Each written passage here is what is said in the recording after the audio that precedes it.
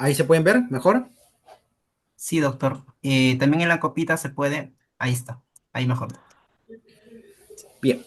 Esta sesión trata más que todo de analizar el contexto de cómo publicitar los bienes muebles e inmuebles a nivel registral, teniendo en cuenta su naturaleza, sus particularidades, qué pasa cuando existe conflictos respecto de los bienes, cómo actúa registros públicos y básicamente también cómo actúa el derecho al momento de resolver el conflicto y cómo los registros nos permiten, primero, desde un punto de vista del abogado, como si fuera un médico, prever esas situaciones, y también desde un punto de vista del abogado como médico, cómo solucionar estos conflictos a través de la aplicación de una norma.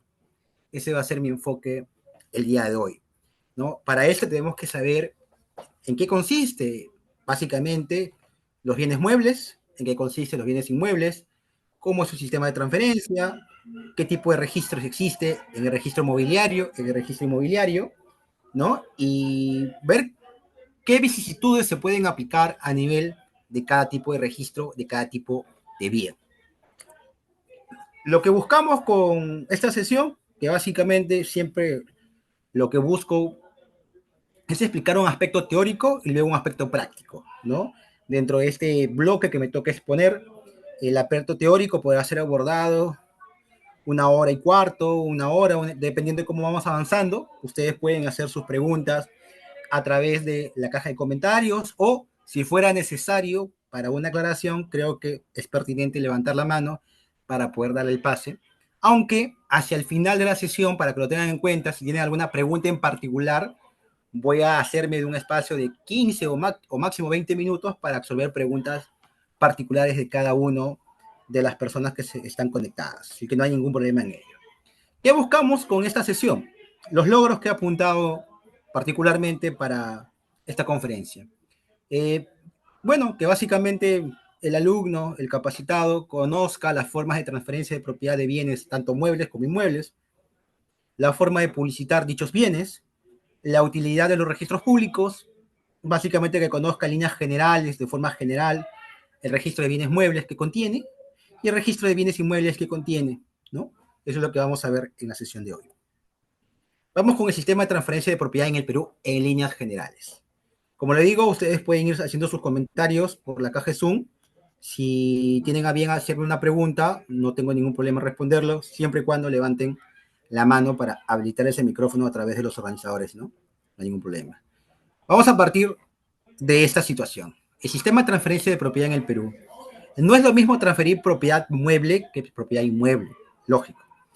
Si bien es cierto, ambos tienen la necesidad de publicitarse, también existe una forma de cómo adquirimos. Por ejemplo, a ver, un celular. La pregunta es, si ustedes me pueden ver a través de la pantalla, ¿no? Pueden inferir que yo soy, ¿qué es este celular? ¿Qué sería de este celular?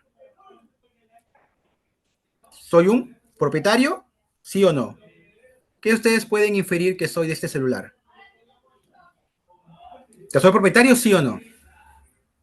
Lógico, ¿no? Al tener el contacto físico con este bien, se puede inferir que yo soy propietario del inmueble. ¿Cierto? Hola, soy Siri. ¿Cierto? Ya. Pero eso es un aspecto muy relativo, porque a veces cuando hablamos de titularidades, las titularidades no solo se centran en la forma en cómo yo publicito el derecho. Yo les hago una pregunta, de manera dando un salto a nivel registral. Imaginemos, ¿cómo yo descarto o cómo yo descartaría que un bien no es mío? Si yo tengo la posesión de este celular, ¿cómo yo descartaría que este bien no es mío, que este celular no es mío? A través de un documento, ¿correcto? Este documento podría desvirtuar mi titularidad. ¿Cómo? Señalando que el titular de repente es Jorge Ortiz, ¿no? Hay una boleta de compra-venta de este celular, de este email, y señala que el titular es Jorge Ortiz. Es decir, la publicidad que nosotros como sujetos de derecho ejercemos sobre bienes no necesariamente atribuye a una realidad jurídica en concreto. Y esto vamos a verlo constantemente. Para eso, en líneas generales, sirven los registros públicos. Para que tengamos una mejor seguridad jurídica, su nombre lo dice, mejor seguridad jurídica respecto de la asignación de titularidades. Mi pregunta va a este enfoque y quiero que me lo respondan.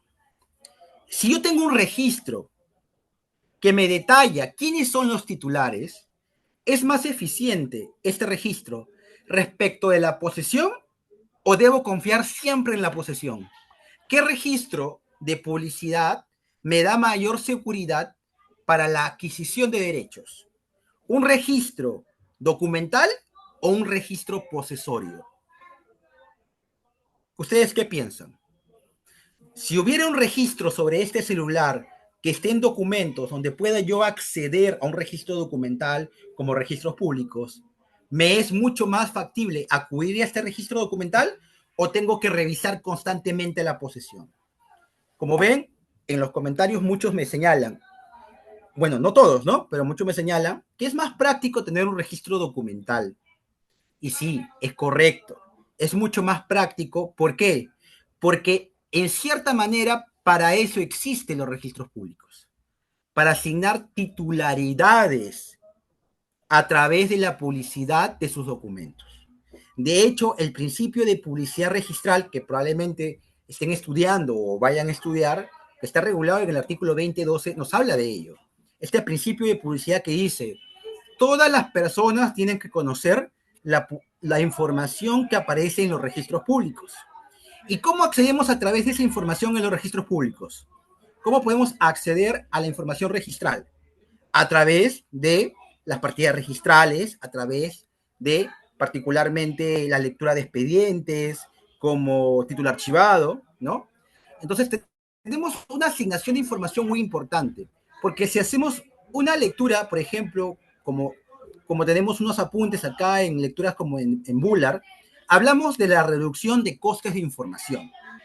Ahora voy a dos puntos importantes. No sé si se puede visualizar la lámina, creo que la dejé de proyectar, o si se está proyectando.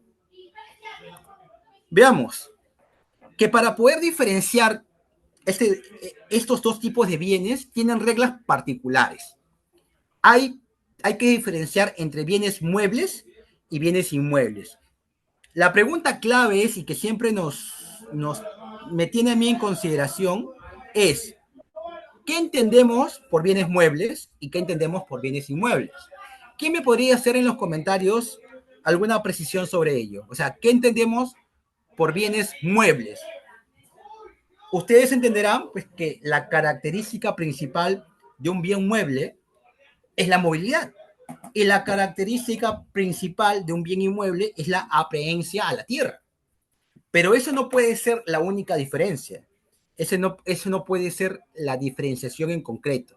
Y esto es muy importante porque nos permite, cuando ya conozcamos qué es un bien y cómo podemos clasificarlo, asignarle una categoría dentro del registro respectivo.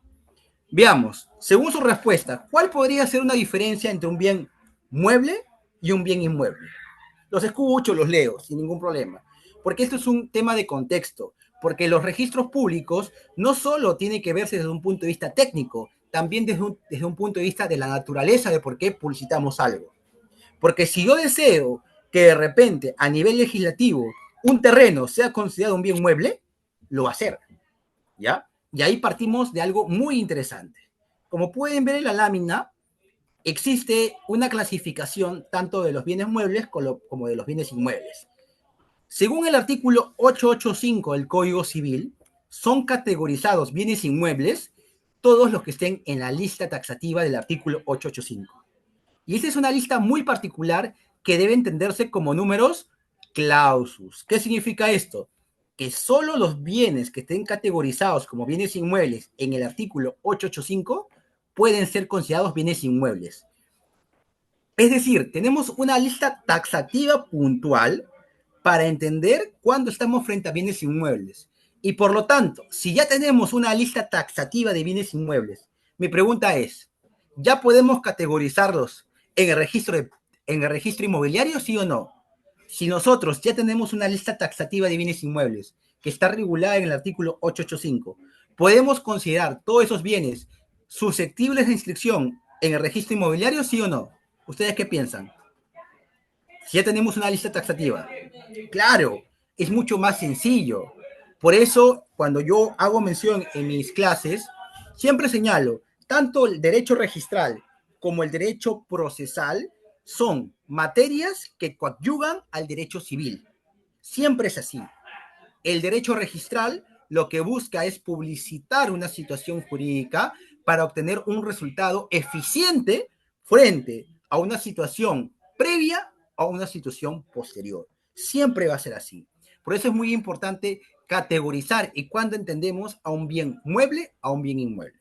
Ya sabemos que a nivel legal, incluso el legislador puede mover de un registro o de una categoría de bien inmueble a bien mueble cualquier tipo de bien. Pero siempre tiene una consideración, la relevancia jurídica y la aprehensión a la tierra. En un momento quizás los aviones, aeronaves, fueron considerados bienes inmuebles. ¿Por qué? Por su importancia, por la forma en cómo podían acceder al crédito a través de las hipotecas, por la forma en cómo podían hacer publicitadas, pero han ido variando a través del tiempo. Puntualmente entendemos, por ejemplo, que los suelos, tierras, departamentos, casas, son considerados bienes inmuebles. Y por lo tanto, esta importancia de la aprehensión a la tierra tiene que tener una naturaleza bien desmenuzada, detallando que por su propia esencia, un bien tiene la categoría de bien inmueble por la aprehensión e importancia sobre la tierra. Una pregunta importante, ¿toda casa puede ser considerada un bien inmueble? Una casa, así, si yo les hago la pregunta, ¿toda casa puede ser considerada un bien inmueble? ¿Ustedes qué me responderían? ¿Toda casa puede ser considerada un bien inmueble? Acá me responden sí. ¿Qué más me puede responder? ¿Toda casa puede ser considerada un bien inmueble? A ver, los leo. Correcto, por acá hay una precisión.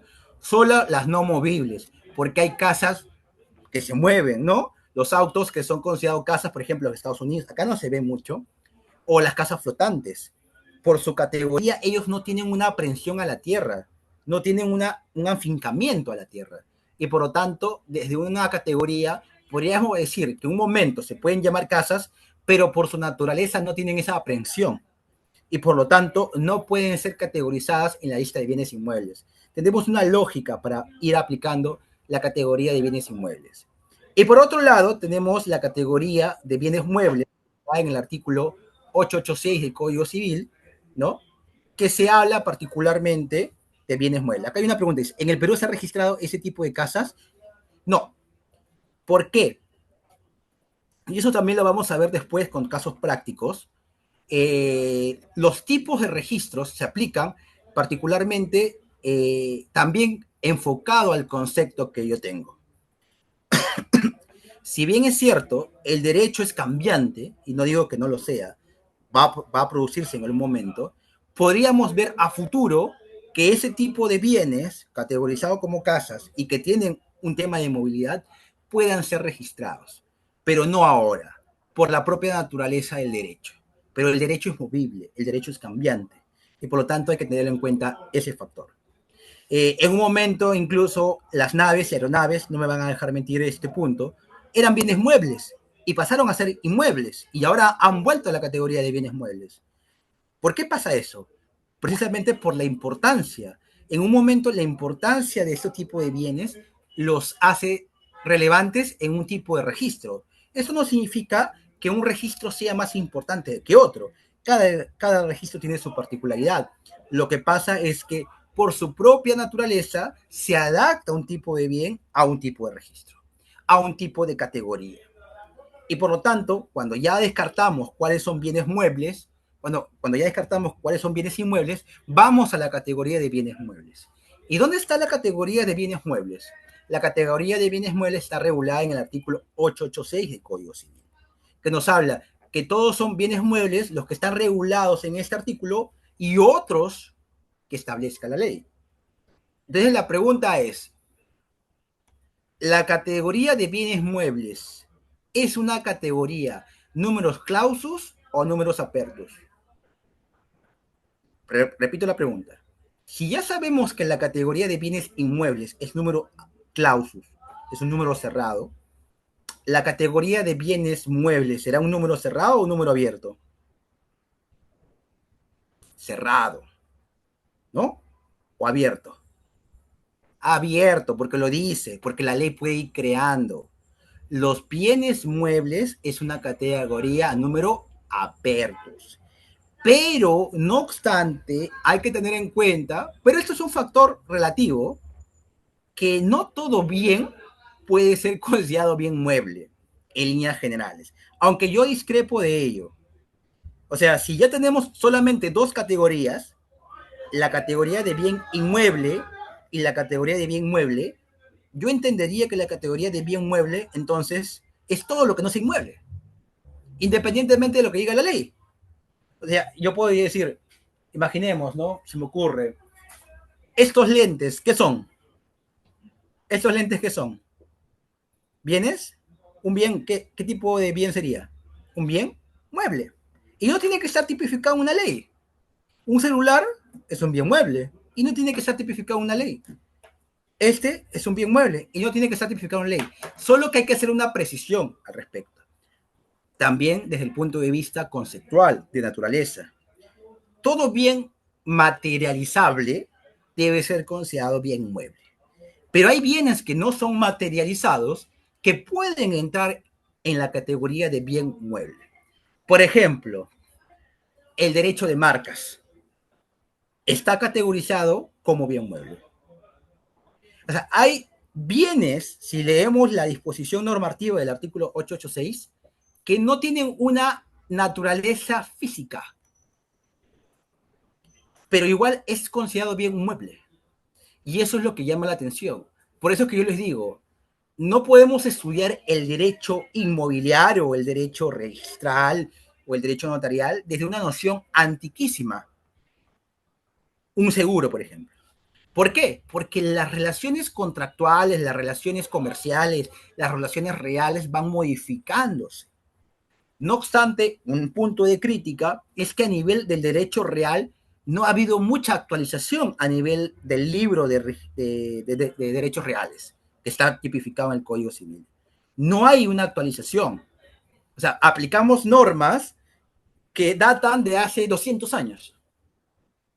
Y en cambio el libro registral, ¿no? El libro de registros públicos, tiene otra naturaleza, que incluso va modificándose. Y si se dan cuenta, en la actualidad ya hay una actualización al reglamento, me parece, ¿no? Que ya se está dando.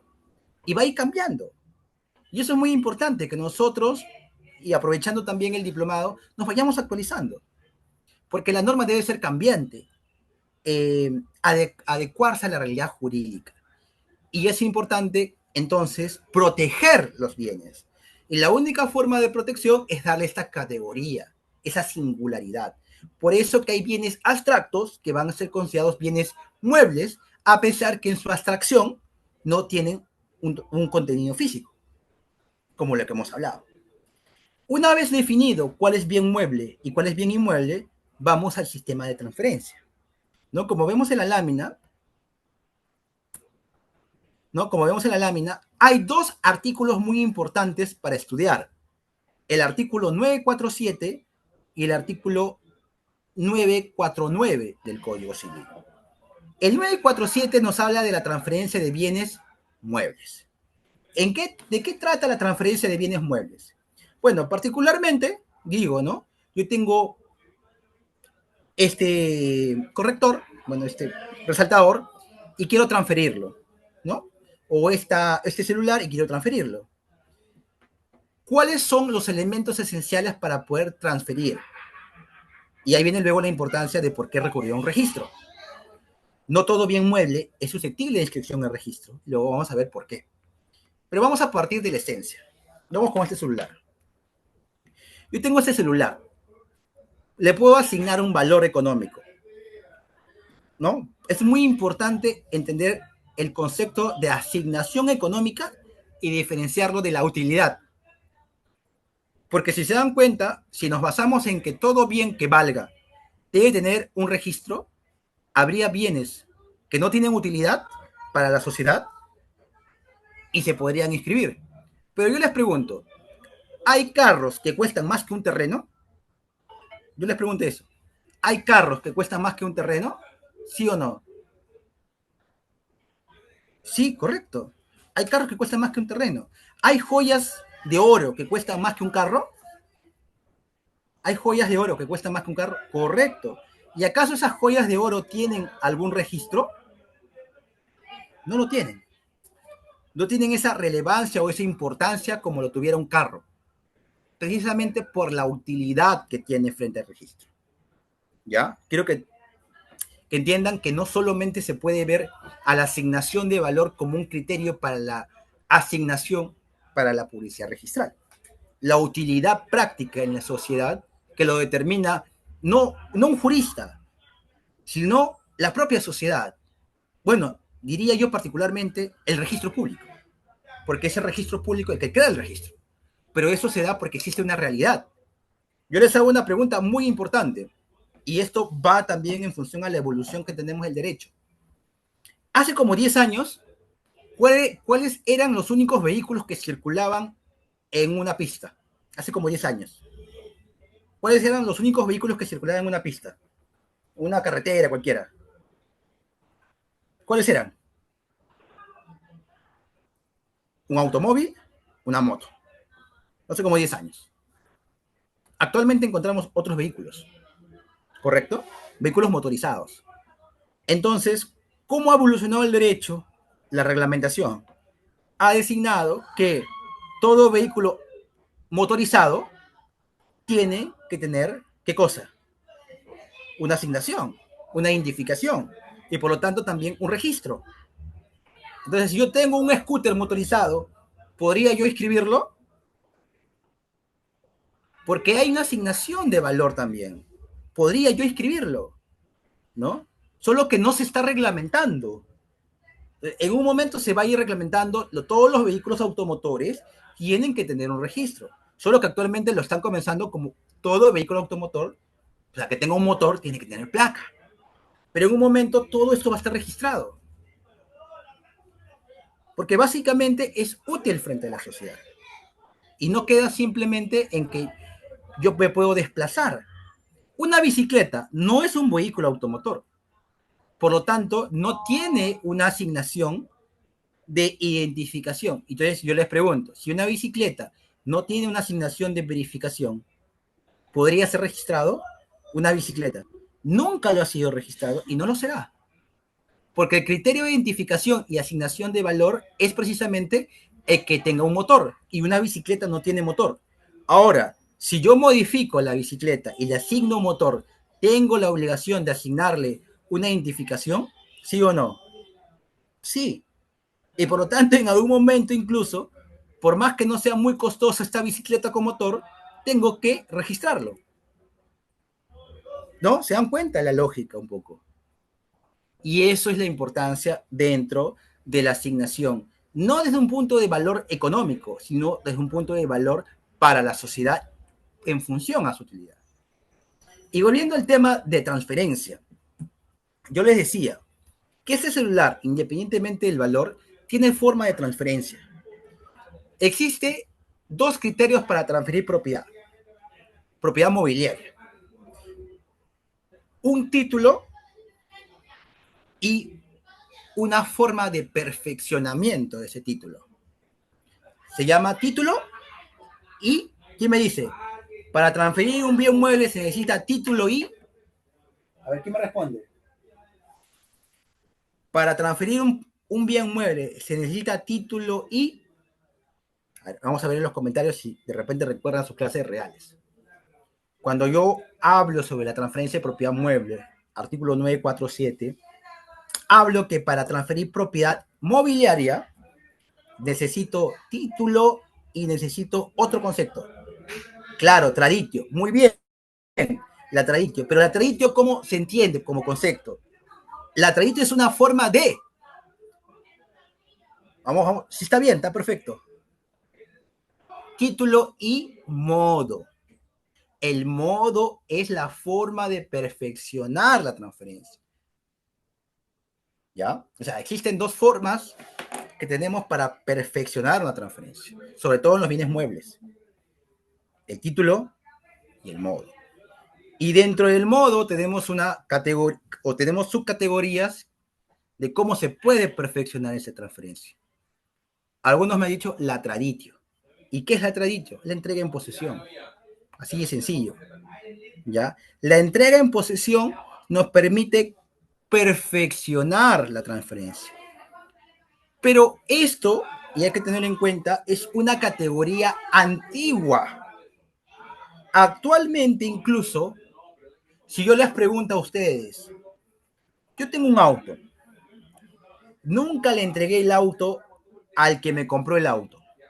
Imaginemos, yo, Víctor, le compré a Raúl. Tenemos un contrato de compra-venta y fuimos al notario a transferir el vehículo. Él ya es propietario, Raúl ya es propietario, pero yo nunca le entregué el vehículo.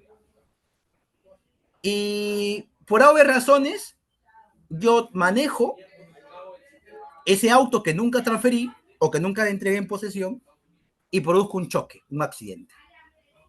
Según las reglas de la responsabilidad civil, quienes están obligados a resarcir el daño son los titulares, es tanto el que produce el daño como el titular del vehículo. Mi pregunta es, bajo estas reglas civiles de responsabilidad civil, ¿quién debería asumir el daño? ¿Raúl, el que aparece como titular registral? ¿O yo, Víctor, que nunca hice traditio y por lo tanto no se perfeccionó la transferencia? ¿Cómo podríamos asignar quién es el titular registral o el titular en general del bien? ¿Cómo verían ese caso? ¿Quién sería propietario? ¿Raúl o Víctor? ¿Quiénes consideran ustedes propietario del vehículo?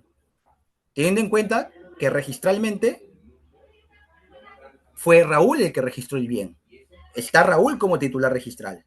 Y Víctor nunca entregó, nunca hizo traditio. Y es incluso él el que produjo el choque. Si revisamos la norma muy puntual, nos diría el titular registral. Y es correcto. Entonces, no podemos aplicar incluso la norma civil, el 947, cuando habla de título y modo, para aquellos escenarios donde ya se produzca una ficción. La ficción es la transferencia de propiedad, porque está respaldada, y tengan en cuenta lo siguiente: tenemos dos formas de publicitar derechos, ¿ya? ¿Cuáles son esas dos grandes formas de publicitar derecho? La posesión y el registro. Yo les hago la pregunta: de estas dos formas de publicitar derecho, ¿cuál de ustedes creen que es la más adecuada? ¿La posesión o el registro? ¿Cuál es la más, cuál es, si entra un conflicto, cuál es la que se podría entender la que debe preponderar? El registro. Vamos a verlo hasta dónde. Ahora, ¿por qué digo acá el registro? Porque si bien es cierto, no se ha cumplido con la condición de entrega, registralmente hay una presunción que nos ata a que la verdad registral es la verdad absoluta. Porque tenemos que entender los principios del derecho civil. Hay una presunción, o mejor dicho, hay dos presunciones que nos ayudan a entender este concepto del 2012, que habla sobre la publicidad registral. El concepto del 2012 nos dice: toda persona debe conocer la información que contiene los registros públicos. Es una presunción jure de jure o juris tantum. Para entender esto, tenemos que hacer una conceptualización. La presunción jure de jure es la que no admite prueba en contrario, o sea, es la que el derecho considera absoluta. Y la presunción juris tantum es la que presume algo, pero admite prueba en contrario. Entonces, bajo ese argumento, yo les pregunto: si el registro me dice todas las personas conocen la información que aparece en los registros públicos, ¿sería una presunción jure de jure o juris tantum? Jure de jure, juris tantum. Hay que entender ese tipo de presunciones. Juris, jure de jure, no admite prueba en contrario. Toda persona tiene que conocer la información que aparece en los registros públicos. Y por ahí nos damos cuenta entonces que a nivel registral hay una fuerza que ata a lo que aparece registrado en un libro, a lo que aparece registrado en documentos, siempre y cuando estos documentos vengan de un registro no administrativo simplemente, de un registro de publicidad de derechos. Porque yo les hago una pregunta.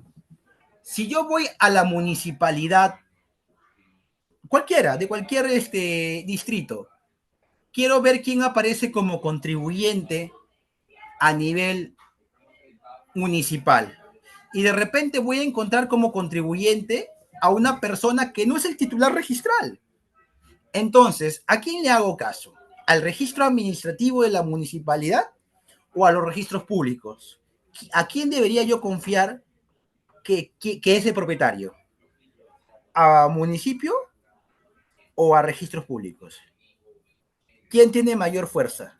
SUNAT, correcto. Pero siempre hacemos un paréntesis. En la actualidad, si bien es cierto, a nivel registral tenemos un criterio muy fuerte de la publicidad de derechos, los jueces han ido razonando y señalan que va a haber escenarios cuando se presenten conflictos donde no solamente podemos detallar o acudir a la publicidad registral, tenemos que acudir a otros indicios, como bien lo dice por acá los alumnos. Los indicios pueden ser la posesión, ¿no? La posesión es un indicio, pero yo comparto que sí es posible, pero con cierta reglamentación. O sea, yo no puedo descartar el derecho de propiedad a alguien que aparece registralmente como propietario, simplemente por conocer que alguien más posea un bien. A lo que voy es que la posesión tiene que ir de la mano con algún derecho de titularidad. O sea, si yo veo a alguien que está en posesión de un inmueble, tengo que saber que esa posesión tiene derechos que le otorgan. Si no tiene ese derecho, estamos hablando de un poseedor carente de derechos que por lo tanto no puede hacerle frente a un titular registral. ¿Ya? Acá hay una pregunta, dice. Pero si hay un tema de conflicto entre una persona, voy a leer la pregunta, porque bueno, estuve evitando preguntas porque tenía que llegar a un punto. Wow, 50 mensajes, no me había dado cuenta.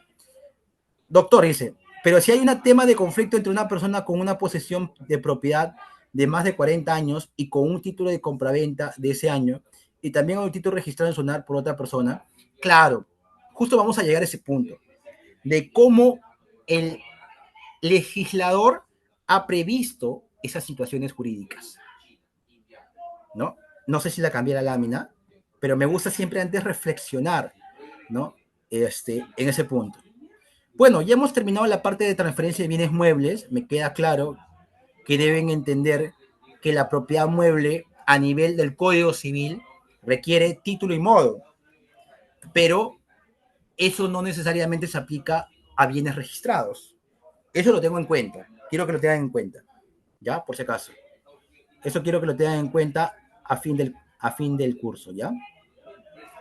Ahora bien, cuando hablamos de propiedad inmueble, el 949, y ustedes lo deben saber incluso mejor que yo, no requiere la transferencia de propiedad inmueble algún modo de perfeccionamiento, porque basta solo el consentimiento. Si mira, imaginemos, si este celular fuera un terreno, para yo adquirirlo, necesitaría solamente un acuerdo de voluntades. ¿Y cómo se plasma un acuerdo de voluntades? Por ejemplo, en un contrato. Si el contrato tiene los requisitos mínimos de transferencia como objeto, sujeto y valorización, puede ser que yo ya haya adquirido propiedad y no necesito una forma de perfeccionamiento. Eso es lo que te dice normalmente la legislación, la doctrina, ¿no? No necesitamos una forma de perfeccionar la propiedad porque basta el mero acuerdo. No obstante a ello, y es importante recalcar esto, las partes pueden someter a un acuerdo la forma de perfeccionar. Si yo quisiera venderle la propiedad, por ejemplo, a la señora Marcia o la señorita Marcia, yo digo, mi condición para venderte la propiedad es que se haga por escritura pública. ¿Cuál va a ser la forma de perfeccionamiento? La celebración de la escritura pública.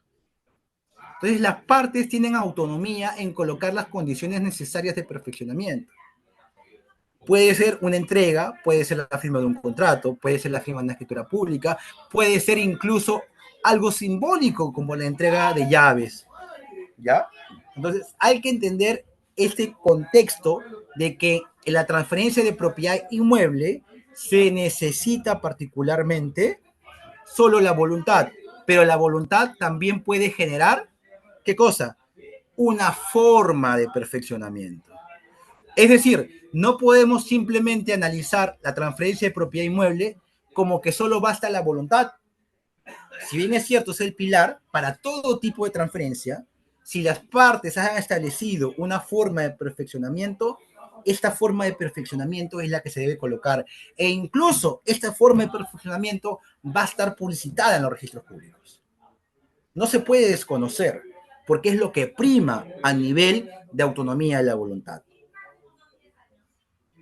Por ejemplo, acá me pregunta, ¿cuál sería el estatus de la compra-venta de un inmueble y en ella existen terceros viviendo? Depende. Esos terceros se ha pedido los títulos, solo están viviendo, son precarios, porque si yo compro un inmueble que tiene, por ejemplo, una anotación de demanda y la anotación de demanda es una prescripción, probablemente los que ocupen ya tengan mejor derecho que yo, porque por más que sea ocupante, comprador de buena fe, voy a perder la propiedad.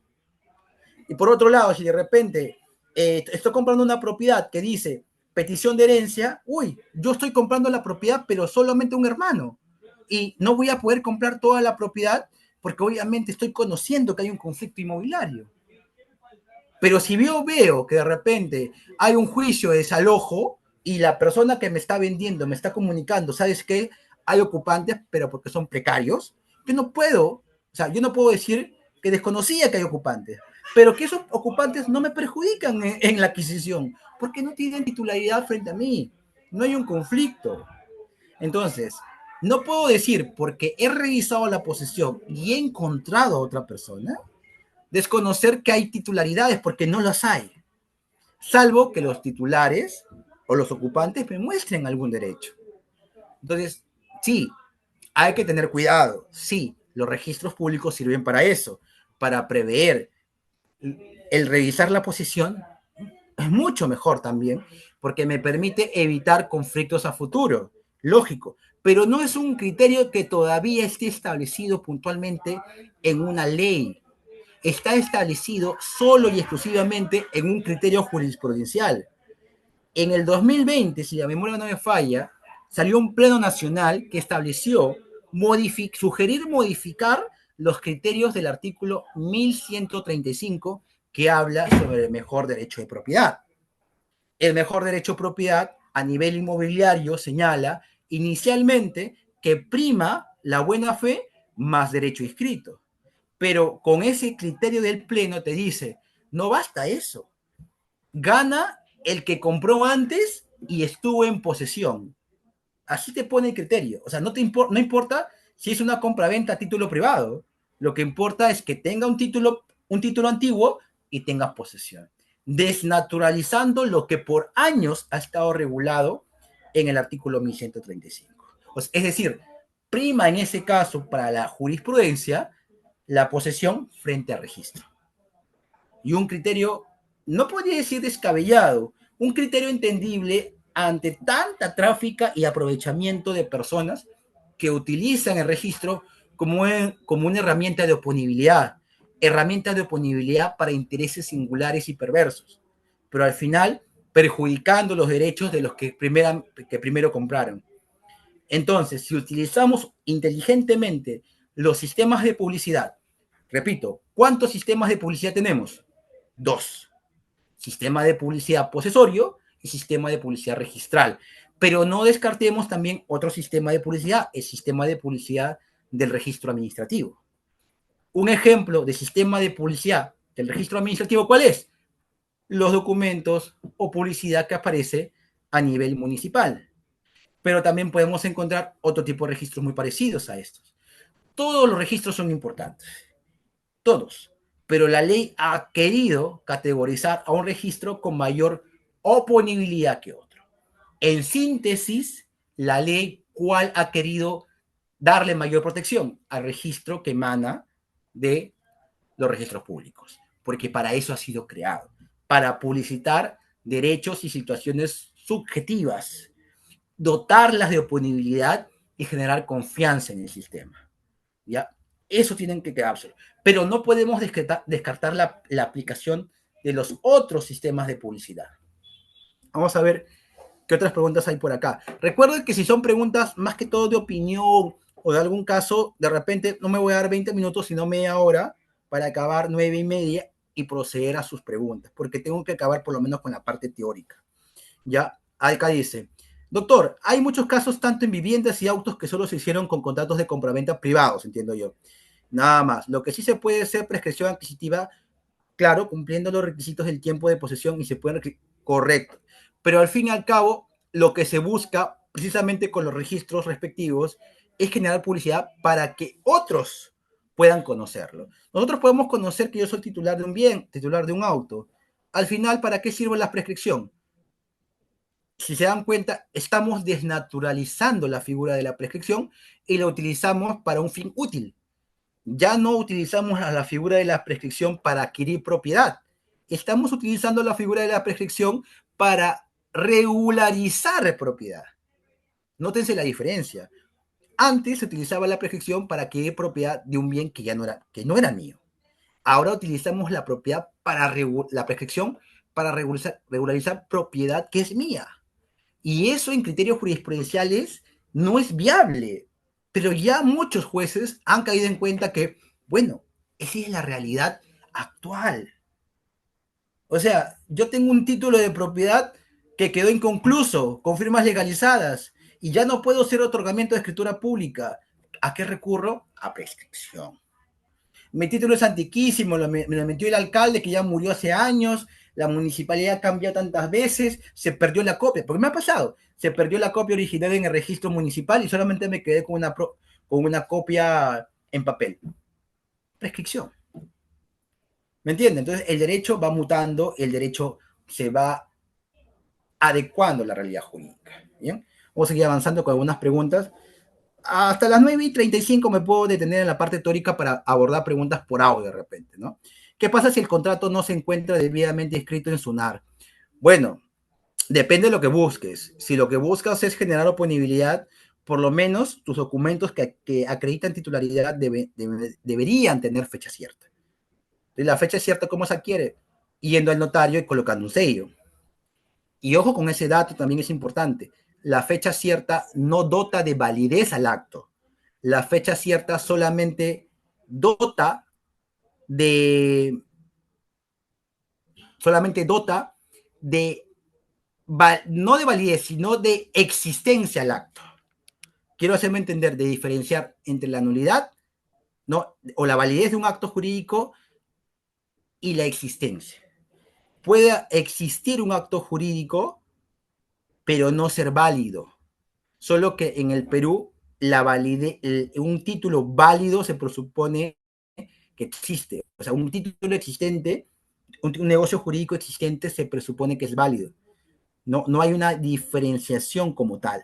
Y hay que tenerlo en cuenta a efectos de que cuando se dota de fecha cierta, muy probablemente el notario no le da ese sello de que este acto jurídico surte efectos, e incluso le coloca, ¿no?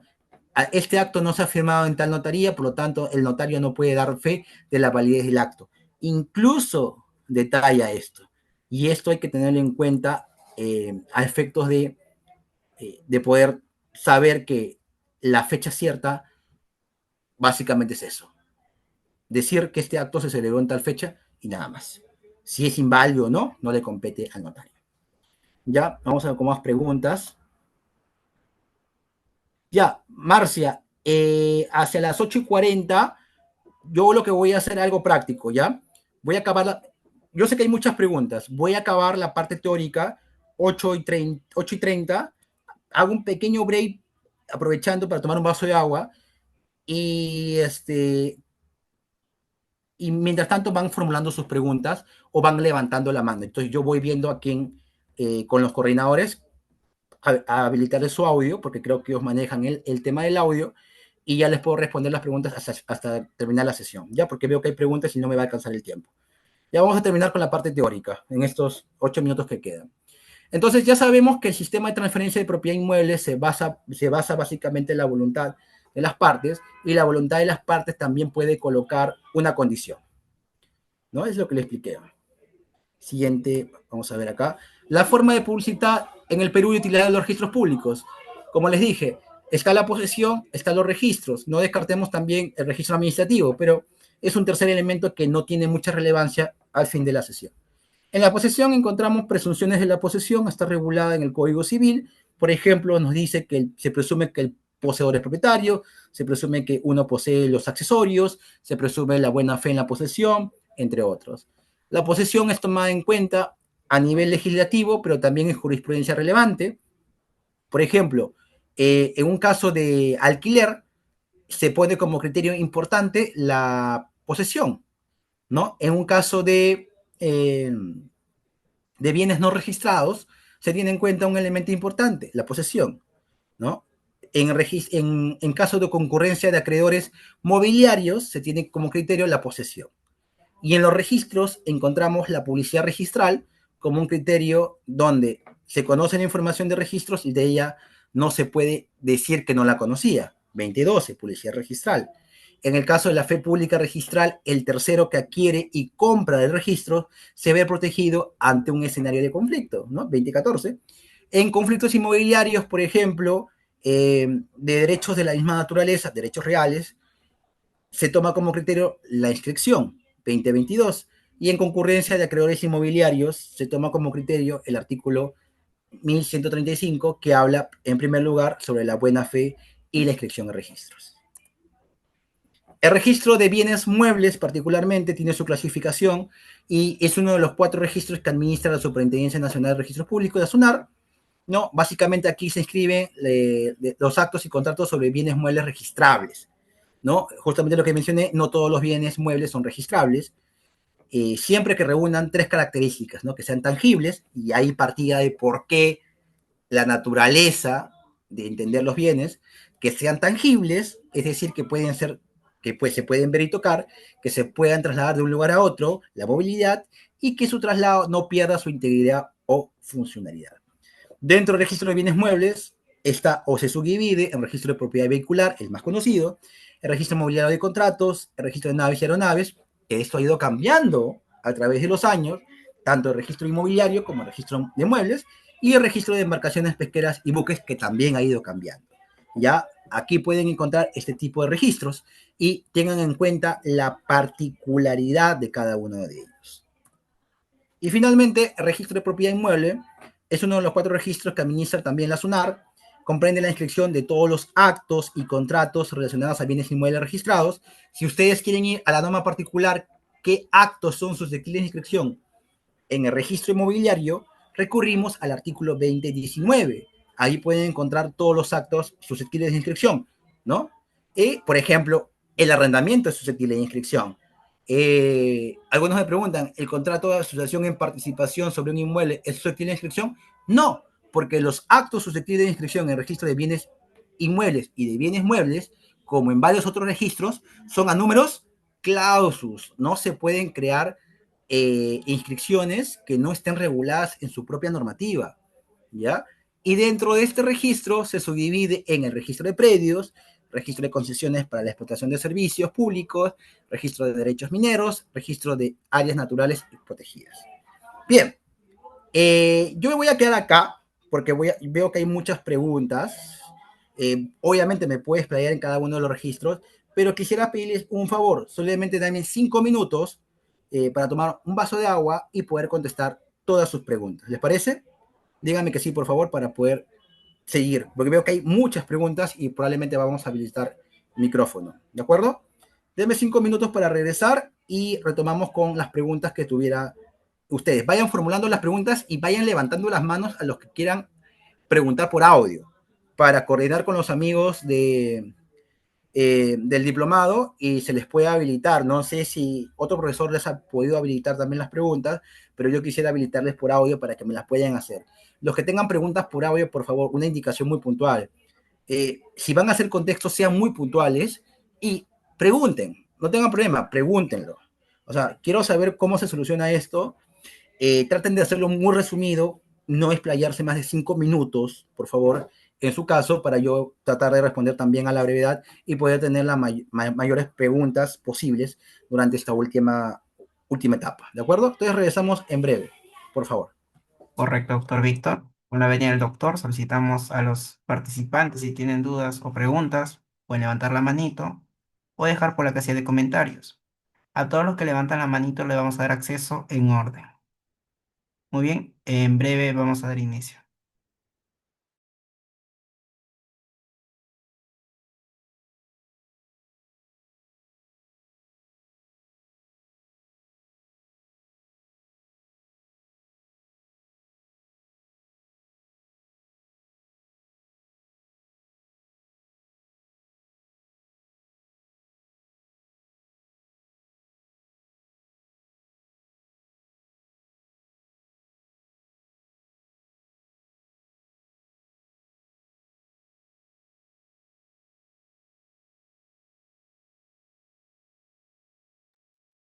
Correcto, vemos manos alzadas. Tenemos a Marcia, a Jacqueline, a la doctora Elba.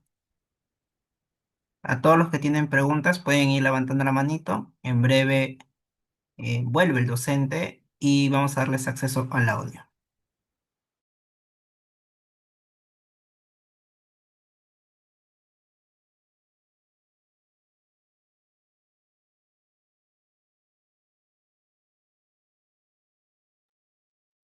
Bien, nos están preguntando por la casilla de comentarios.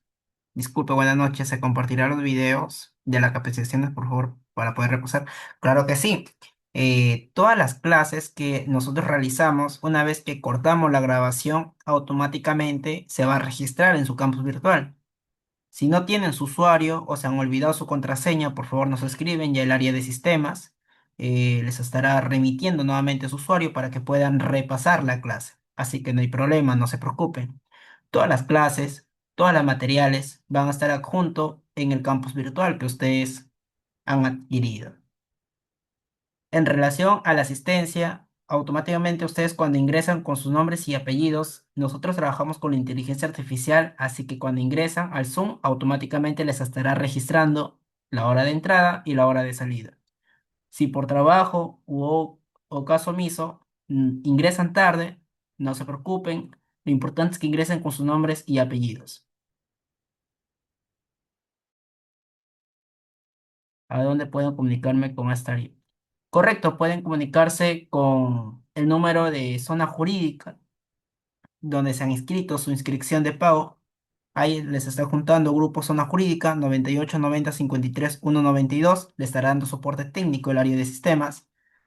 Todos los que no pueden ingresar a su campo virtual, por favor comunicarse con el área de sistemas y les estará remitiendo su usuario para efectos de que vean la clase grabada, asimismo los materiales autorizados del docente a cargo. No se preocupen, deben ingresar con sus nombres y apellidos y automáticamente les estará registrando en asistencia. Sí, pueden llamar por favor al 98 90 53 152. Muy bien, vamos a remitir nuevamente por la casilla de comentarios el número para que ustedes puedan volver a ver la clase, las clases que anteriormente se han desarrollado y las clases que a priori se van a desarrollar. Así que no se preocupen. Muy bien, en breve vamos a dar inicio. Esperemos unos momentos al docente. Los que tienen preguntas, por favor, se solicita levantar la manito para efectos de darles acceso en orden. Como comenta el docente, las preguntas tienen que ser formuladas y en relación al tema. Mi buen doctor Víctor, ahora sí, conforme. Sí, no sé si hay preguntas, había varias de verdad. Sí, doctor. Veía que en los comentarios dejaban varias.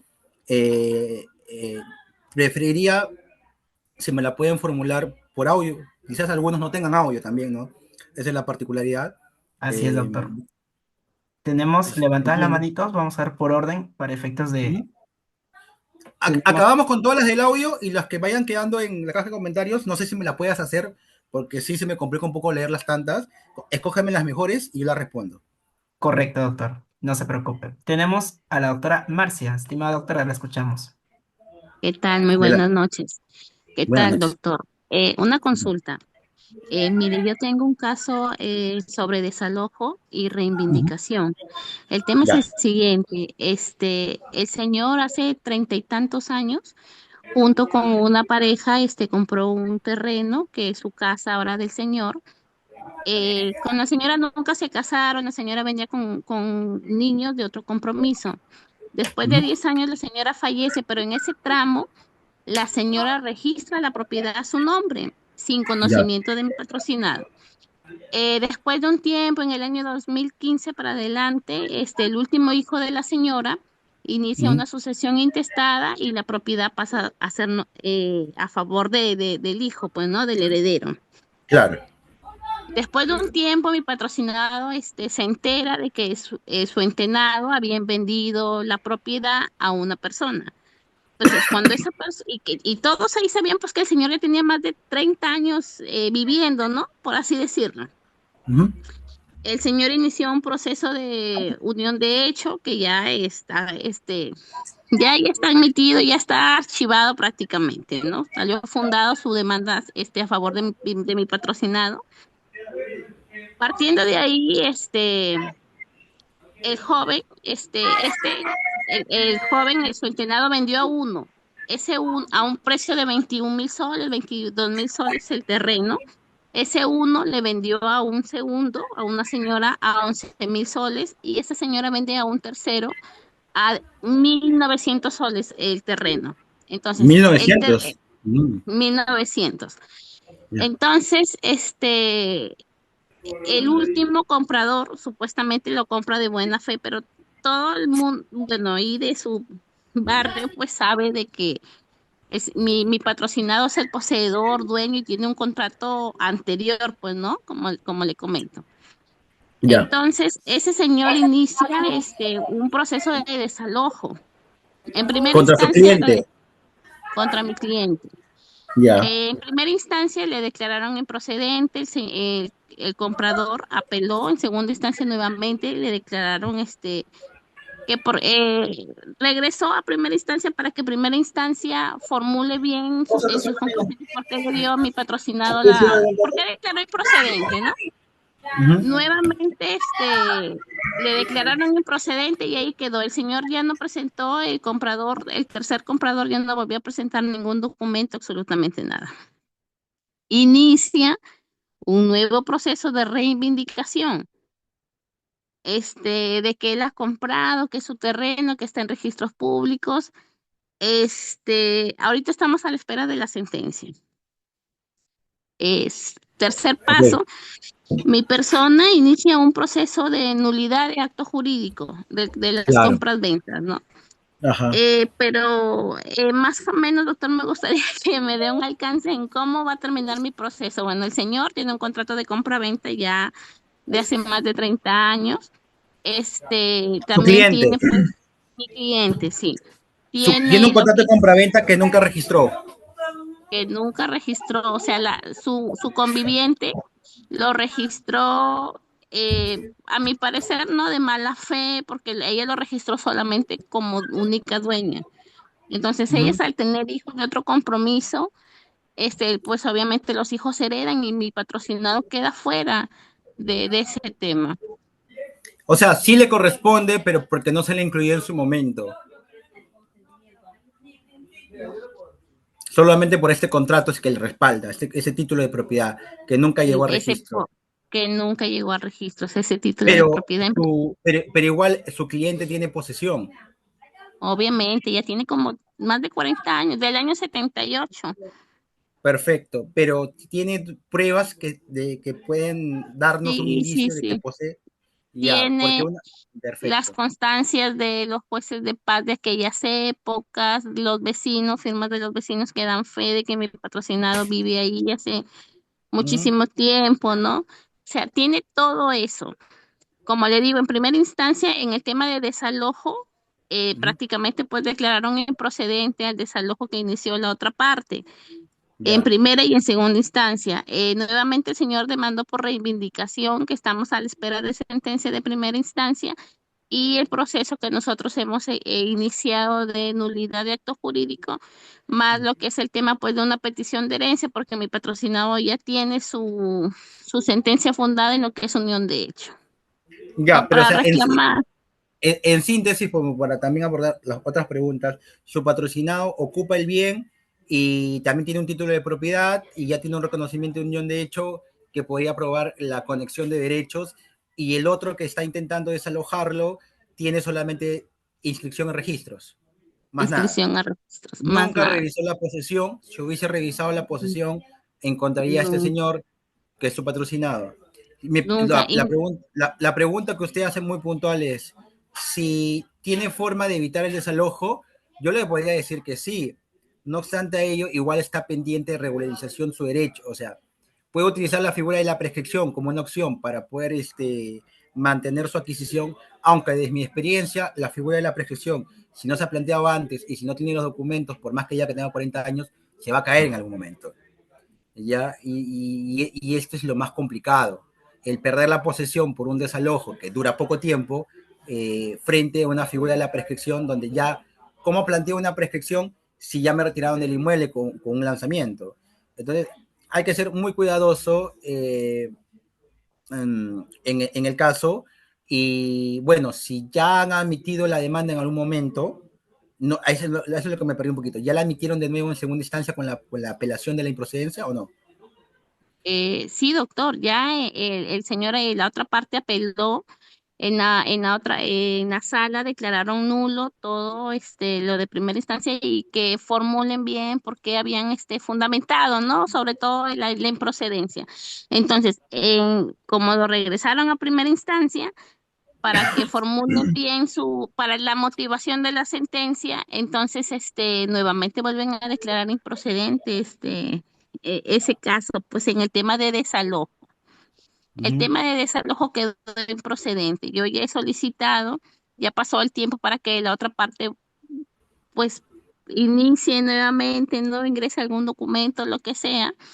Entonces, ya yo he solicitado que se confirme pues la sentencia y que se declare firme y consentida, pues, ¿no? Pero sí hay el tema de la reivindicación. Claro, es un caso que se me complica explicar ahora por el tiempo, pero igual hay elementos a su favor para poder mantenerse en la posesión. Tiene que argumentar básicamente que no solo el registro público es que le acredita al que compra, al que demanda, sino que no ha revisado la posesión y otros signos conocibles, ¿no? Como le dije, no, en algunos casos, o sea, yo no estoy a favor, pero usted puede argumentar lo que se dictó en el Pleno Nacional de 2020. Si la memoria no me falla, 2020-2022 habla sobre que, 2022 me parece, que no solo basta, como le digo, comprar en registros públicos, sino también revisar la posesión. Al no revisar la posesión, este tercero que aparece en los registros no tendría una buena fe porque podría haber conocido la cadena de titularidades y obviamente, por lo tanto, no ponerlo su nombre. Ahora, si esto viene de una sucesión intestada a ese señor, también hay una posibilidad de argumentarlo a favor y obviamente decir, mire, si bien es cierto, ese señor adquiere una sucesión, su antecedor, ¿no? El causante, también conocía y por lo tanto se perjudica de la adquisición y se mantiene la adquisición de su patrocinado. ¿Ya? Claro, esa sería mi respuesta un poco para resolver. Su caso es un poquito más complicado, me encantaría verlo, pero vamos viendo. Quiero pasar a otra pregunta y luego de repente podemos retomar para que por lo menos atender unos 4 o 5 casitos más. Pero yo iría por Ok, ahí. doctor. Ajá. Hay soluciones a su caso, solo que se me complica darle una respuesta procesal, porque, bueno, este diplomado no es tanto procesal, pero sí verlo como una falta de diligencia la adquisición de este que plantea el desalojo o reivindicación, ¿ya? Porque lo bueno es que si se va a reivindicación, usted puede sumar otros elementos de prueba que no podría hacerlo en el desalojo. Y eso es muy importante a su favor, porque podría sumar la prescripción, podría sumar mejor derecho de propiedad, entre otros. Bien, no sé si hay otra pregunta por audio. Ok. Gracias, doctor. Gracias. Muy A bien, usted, estimado por la doctor. pregunta. Damos pase a la doctora Jacqueline. Estimada doctora, nos da conformidad con su audio, por favor. Que sea breve, por favor. Doctora Jacqueline.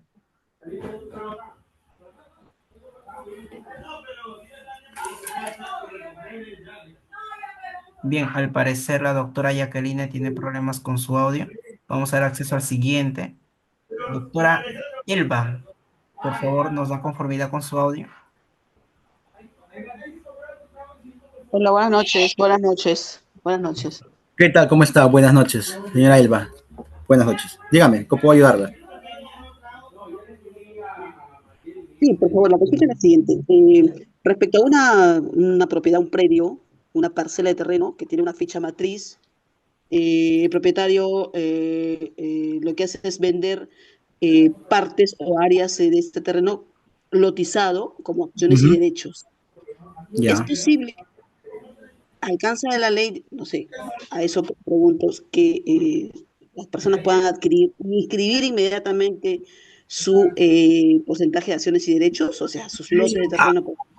muy buena pregunta, muy buena pregunta. Normalmente cuando hay un proyecto inmobiliario hay varias formas de vender.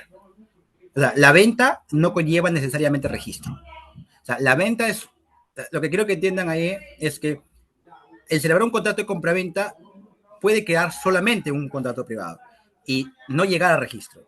Una de las modalidades de venta es la compra-venta de derechos y acciones. Es decir, yo soy dueño de una parcela, de un terreno, por ejemplo, de 1000 metros cuadrados y quiero vender 10 de 100, perfectamente dividibles.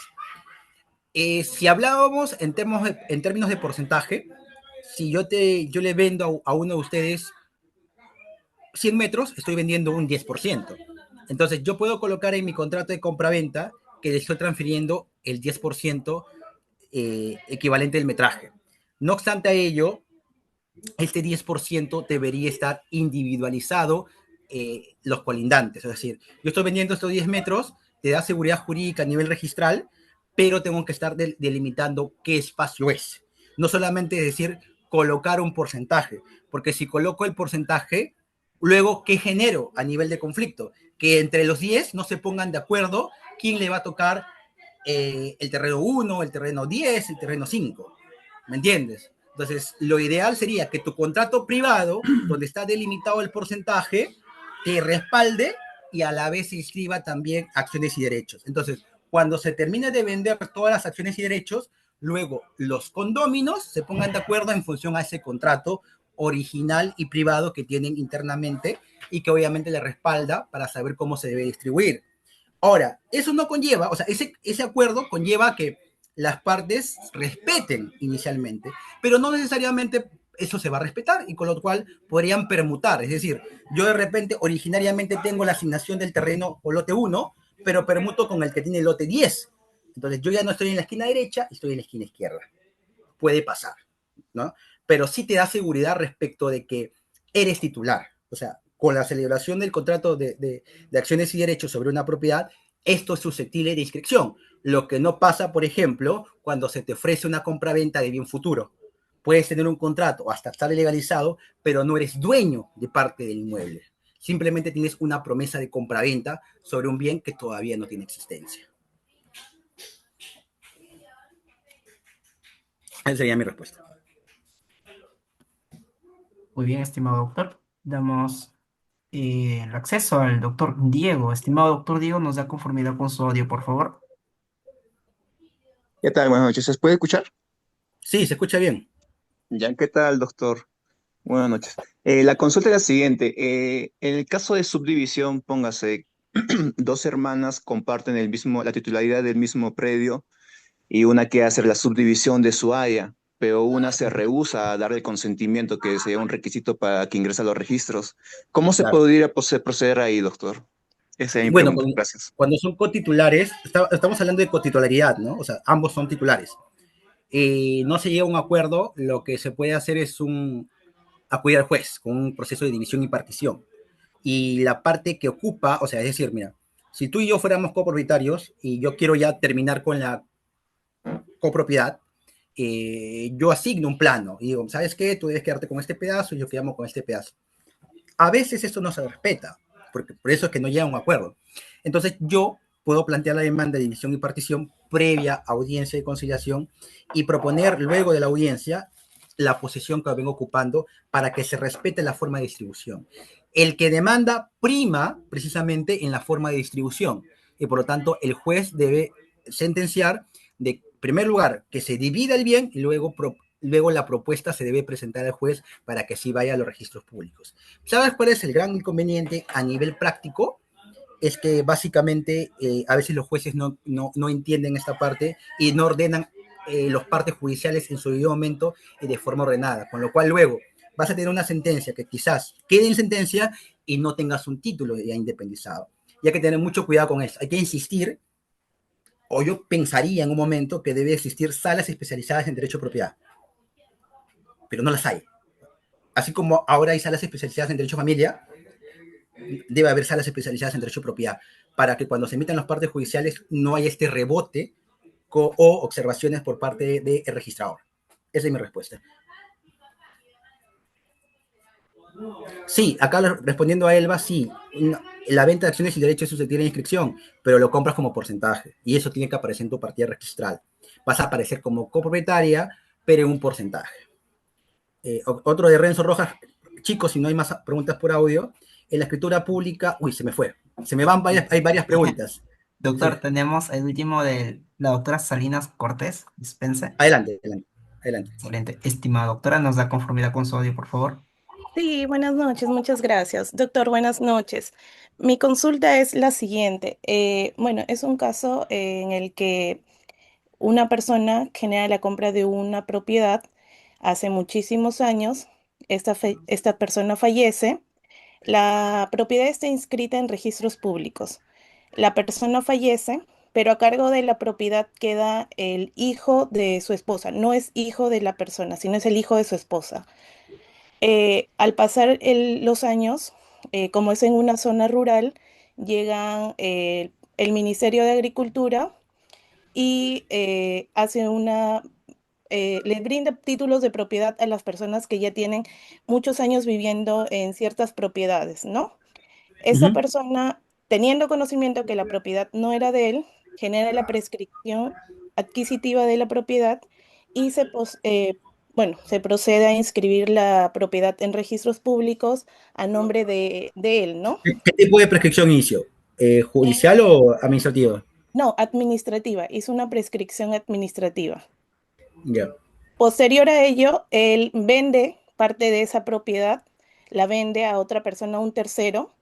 Y años después, los hijos, haciendo todo el trámite, ¿no? Para ver las propiedades que tenía su papá, generar la sucesión intestada, se dan cuenta de que esta propiedad había sido, se le había dado la prescripción adquisitiva a su hermano por parte de mamá y que esto ya la había vendido al tercero.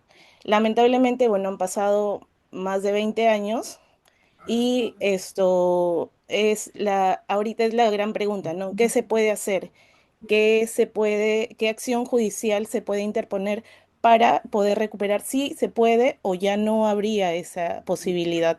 Complicado tu caso, o sea, me dices que un familiar, bueno, de este rama de la familia hizo una prescripción y se lo vendió a un tercero. Exacto, Y doctor. este tercero es el que ocupa. Exacto, es el actual ocupante. Y los que son familiares que quieren reclamar la propiedad no lo hicieron en su momento. O sea, No, no lo que hicieron una pasa es de que reivindicación, nada.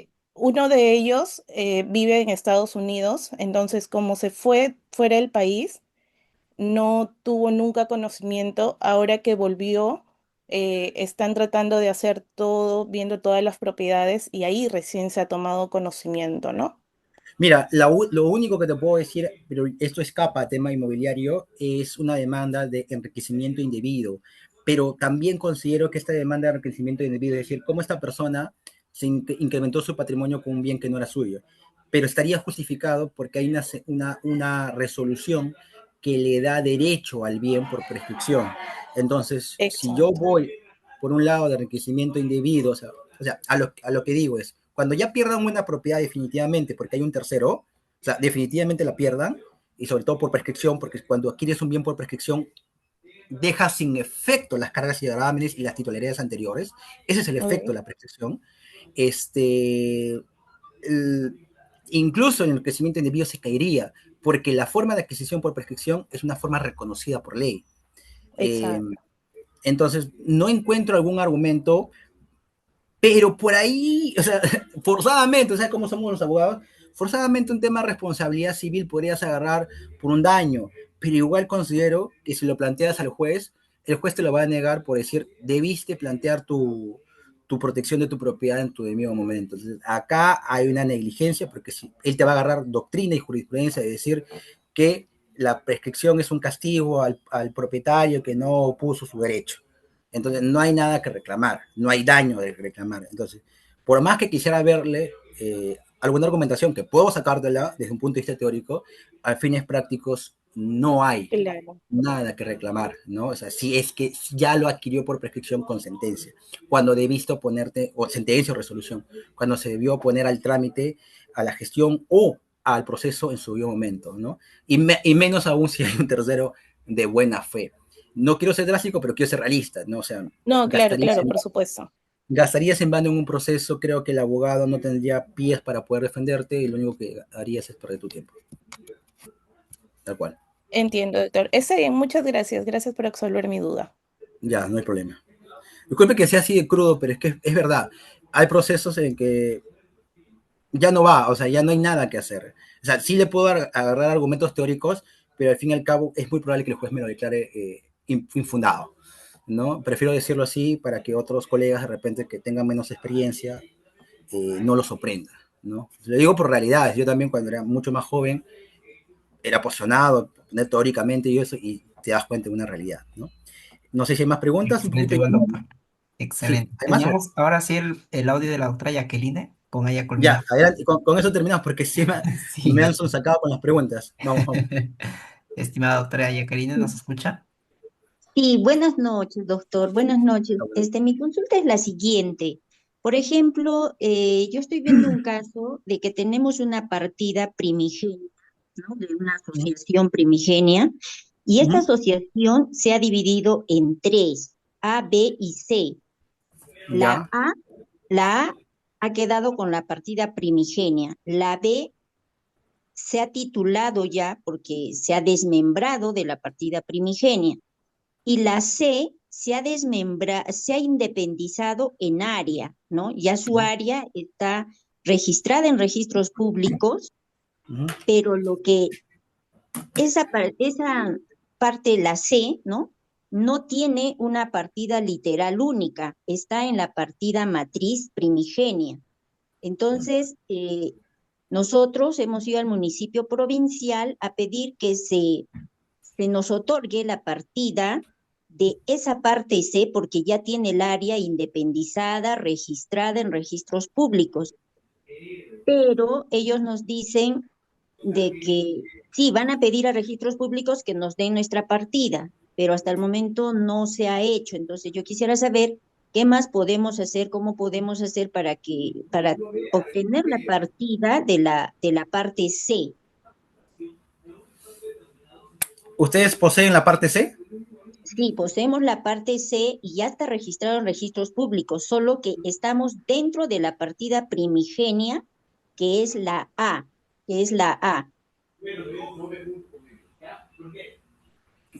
Complicado, ¿eh? O sea, ¿cómo se ha dividido? ¿Con qué título se ha dividido? Una división, ¿quién solicitó el título de división?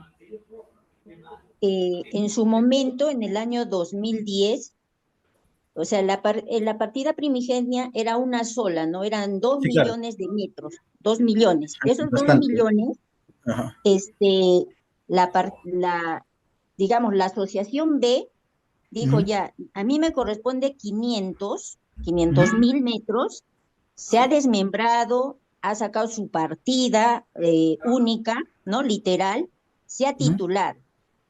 Entonces, la parte C ha hecho lo mismo, o sea, se ha independizado en área, pero lo que ella la D no ha sacado su partida única, se ha quedado ahí, o sea, no ha hecho ese trámite. Entonces, actualmente la partida primigenia tiene todo el área de la A y todo del área de la C. Ujú. Entonces, eso no ¿Ustedes nos cómo permite. aparecen en la partida? ¿Como copropietarios o cómo? Nosotros aparecemos como somos una asociación este, independizada en área, pero estamos dentro de la partida única primigenia. Por eso, o sea, ahorita están como copropietarios con quién más, con otros. Claro, estamos con la partida primigenia, con la que era única, pero esa única se ha dividido en tres. Por eso, pero ustedes han quedado todavía en la primigenia. Exacto, estamos en la primigenia y queremos hacer el saneamiento, y para el Ujú. saneamiento necesitamos nuestra partida ya, porque nosotros ya tenemos nuestro nombre, somos, ¿no? La Asociación Los Perales, ya tenemos nuestro nombre, ya tenemos nuestra área independizada, pero nos falta nuestra partida única literal. ¿Y han hecho la búsqueda? Sí, sí, en la búsqueda aparecemos en la partida general, cuando la asociación General. ¿Y era quieren ABC. aparecer en una partida singularizada como se ha hecho en los casos anteriores? Exacto. Ajá. Queremos tener nuestra partida porque ya tenemos nuestra área y tenemos nuestro nombre propio. ¿Es Solo nos urbano o rústico? es urbano. ¿No han probado prescripción notarial? Más rápido. No, no hemos Porque, probado eso. porque no veo la necesidad que alguien se oponga. Entonces, al tener tanto metraje económicamente hablando y en tiempos, la prescripción notarial es mucho más sencilla para que se independice un bloque y se genere una partida exclusiva de la posesión de ese bloque que están utilizando, teniendo en cuenta que nadie se va a oponer. No, no se van a oponer porque ya digamos, la otra parte, que es la parte A, ellos no se van a oponer. Es más, ellos nos han dicho ya saquen su partida ustedes, yo no me voy a oponer. Si te tengo que Yo te firmar algo, sugeriría eso, para que sea mucho más práctico. ¿y cómo se haría esa prescripción notarial? O sea, Tienes que tener los planos visados del área que vas a independizar. Bueno, entiendo yo que lo vas a hacer como asociación, por lo tanto, a nivel municipal habría que ver también a nombre de quién está ese espacio y hacerlo a través de la vía notarial, teniendo en cuenta que ya ocupas más de 10 años, o 5 años si hubiera algún documento que te acredite con justo título. Simplemente vas con la solicitud, con una minuta, con esos documentos, generalmente que son los planos visados, los testigos, de 3 a 6 testigos, los planos visados, entiendo yo que es terreno, entonces planos visados ya no incluye, están los de, todos menos lo de distribución, porque los planos de distribución son los que generalmente son para departamentos, ¿no? Eh, y con eso vas con una minuta firmada por abogado y se genera tu partida independizada. El trámite puede demorar de 4 a 6 meses aproximadamente, por eso yo digo es mucho más rápido. 4 a 6 meses. ¿Eso lo Así. tengo que hacer yo o se lo tengo que solicitar al municipio provincial, que es el que está, digamos, Mira, la nosotros... prescripción, tú tienes que Ujú. hablar con un abogado que realmente pueda llevar el caso en el lugar donde estás, porque lo tiene que hacer la notaría de la provincia donde está ubicado el inmueble. Cualquier notaría de la provincia donde está ubicado el inmueble. La avisación de planos lo hace la municipalidad, pero tú tienes que hacerlo a través de un ingeniero. Ya. Ya, bien. Yo sé que hay más preguntas, no sé, pero sí me tengo que retirar. Para mí ha sido un gusto tenerlos. Espero que me convoquen a una nueva reunión. De repente, incluso la parte teórica la hagamos un poquito más corto para abordar todas sus preguntas. Pero me ha encantado estar con ustedes en esta sesión. Espero que les haya servido reflexionar más que todo para que sirven los registros y ya en una próxima sesión de repente un poco más técnica podemos hablar respecto a ello. Hay muchas preguntas por resolver. Siga con el diplomado, hay muchos más especialistas. Está el doctor Huerta, entre otros especialistas que conozco. Así que gracias por la invitación a los amigos de Zona Jurídica.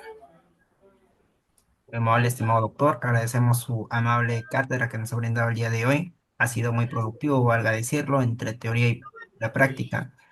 Asimismo, agradecemos a todos los asistentes del día de hoy. Como doctor, estamos en contacto. Nos vemos a priori. Gracias. Con permiso. Muchas gracias a ti. Gracias.